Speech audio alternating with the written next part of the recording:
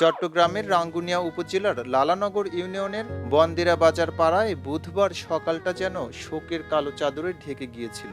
ওমানে এসির বিষক্রিয়ায় প্রাণ হারানো 4 সহোদর রাশিদুল ইসলাম, শাহিদুল ইসলাম, সিরাজুল ইসলাম ও শহীদুল ইসলাম ফিরেছেন দেশে, কিন্তু জীবনের গল্প নিয়ে নয়, ফিরলেন 4টি কফিনে বন্দী নিথর দেহ হয়ে। আজ একই কবরস্থানে পাশাপাশি কবরে চিরঘুমে শায়িত হলেন 4 ভাই।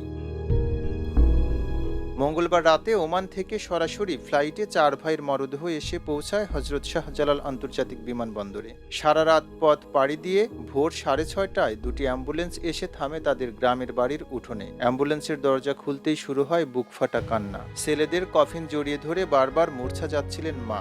যে মা একদিন 4 ছেলেকে স্বপ্নের খোঁজে প্রবাসে পাঠিয়েছিলেন, সেই মাই আজ চিরদিনের জন্য বিদায় দিলেন তাদের। স্বজনদের আহাজারি আর কান্নায় পুরো এলাকা যেন নিস্তব্ধ হয়ে যায়। চারিদিকে শুধু একটাই প্রশ্ন, এভাবে কি ফেরার কথা ছিল তাদের?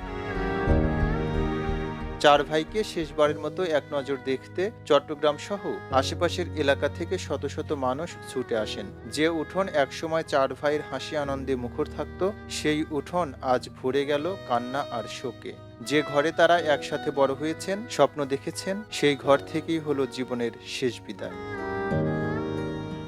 সকাল 11টায় হোসনাবাদ লালানগর উচ্চ বিদ্যালয় মাঠে অনুষ্ঠিত হয় 4 সহোদরের নামাজের জানাজা। হাজার হাজার মানুষের অশ্রুসিক্ত উপস্থিতিতে জানাজায় ইমামতি করেন পরিবারের একমাত্র জীবিত ভাই মাওলানা মোহাম্মদ এনাম। এক ভাই ইমাম হয়ে দাঁড়িয়ে আছেন আর তার সামনে 4টি কফিনে শুয়ে আছেন 4 ভাই। সেই মুহূর্তে কান্না ধরে রাখতে পারেননি উপস্থিত অনেকেই।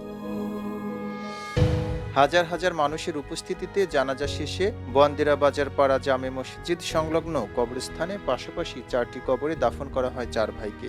যারা একসাথে বেঁচে ছিলেন, একসাথে প্রবাসে গিয়েছিলেন, তারা মাটির নিচেও রইলেন পাশাপাশি। প্রবাসে স্বপ্ন বুনতে গিয়ে হারিয়ে যাওয়া এই 4 ভাইয়ের বিদেহী আত্মার মাগফিরাত কামনা করেছেন এলাকাবাসী। 4টি কফিন, একটি জানাজা, 4টি কবর আর এক মায়ের বুক জুড়ে অসীম শূন্যতা। বড়ই বেদনা বিধুর আজ রাঙ্গুনিয়ার আকাশ। খবরের কাগজ, নিখাত, নির্ভীক, নিরপেক্ষ।